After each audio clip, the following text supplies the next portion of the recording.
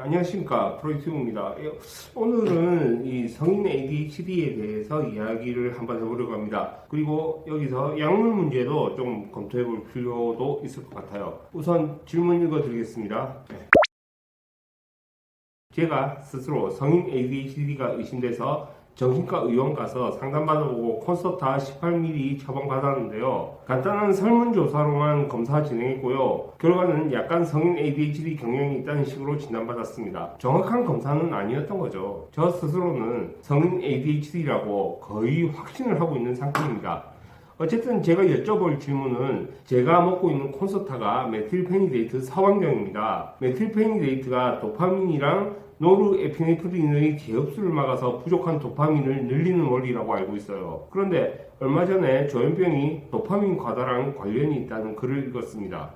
제가 일주일치 18mm 콘서타를 5일째 복용 중인데요. 효과가 처음 하루 이틀 살짝 있었던 것 같고 지금은 효과도 거의 없고 기면증도 그대로라서 양을 늘리고 싶습니다. 그런데 도파민 과다가 걱정이에요. 그래서 지금 처방받은 콘서타 18mg의 용량을 늘리는 것에 대한 걱정이 많습니다. 의사 선생님한테 듣기론 18mg 정도가 사실 소량인 편이고 제 체중이면 27은 먹어야 한답니다. 18ml는 효과가 너무 없을 수도 있다고 했는데 처음이라 걱정이 많아서 일단 18ml 처방받았습니다. 의사 선생님 말로는 콘서타 18ml 정도는 진한 커피보다 살짝 높은 정도밖에 되지 않는다고 하셨는데요. 메틸페니데이트 27ml라는 양이 실제로 어느 정도인지 감이 안 와서요. 27ml를 장기 복용할 시 도파민이 과하게 발생돼서 정신적으로 문제가 생길 수 있을까요?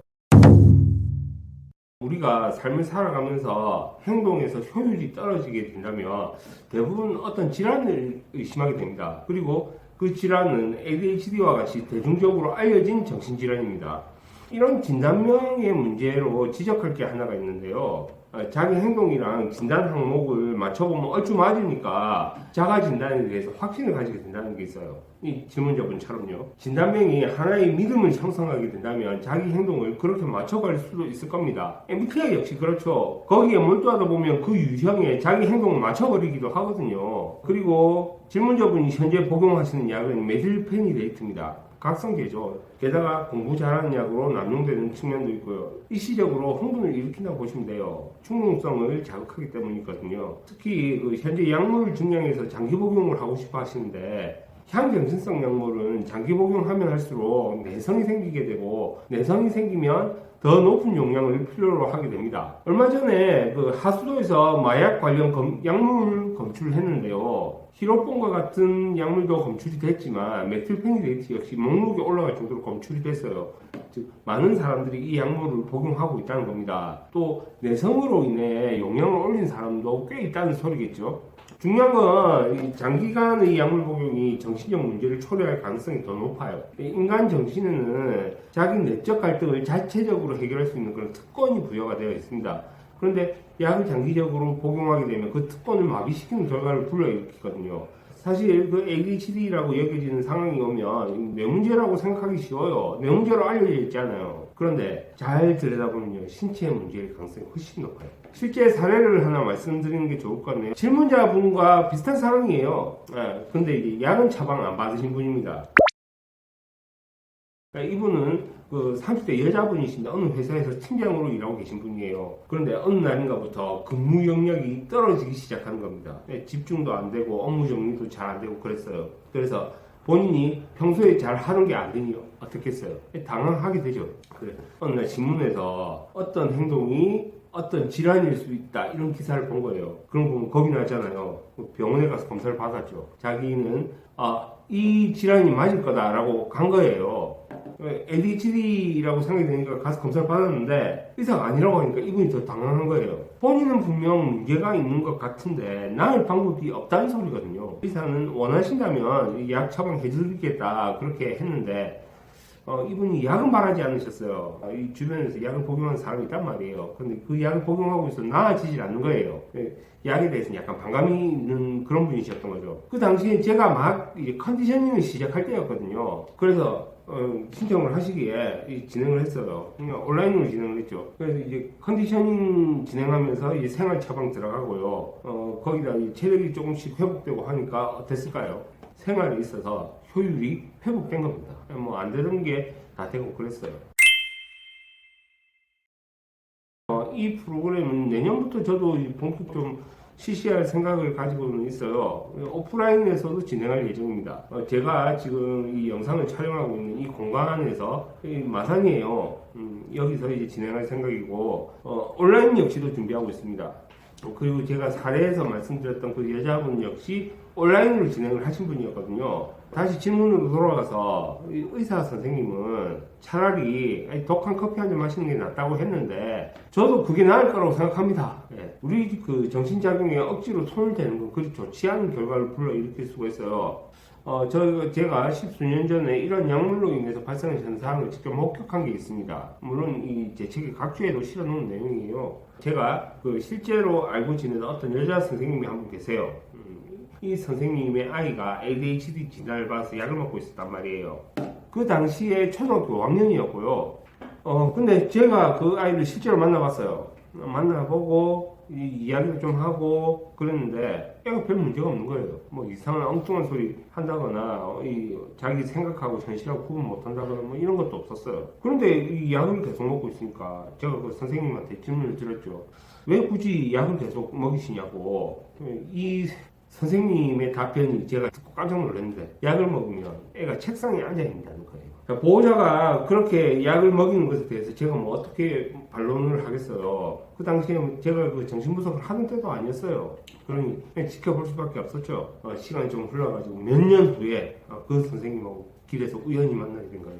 있어서 아유 선생님 오랜만입니다. 몇 마디 대화를 나누다가 갑자기 이 선생님의 아들이 갑자기 생각이 난 거예요.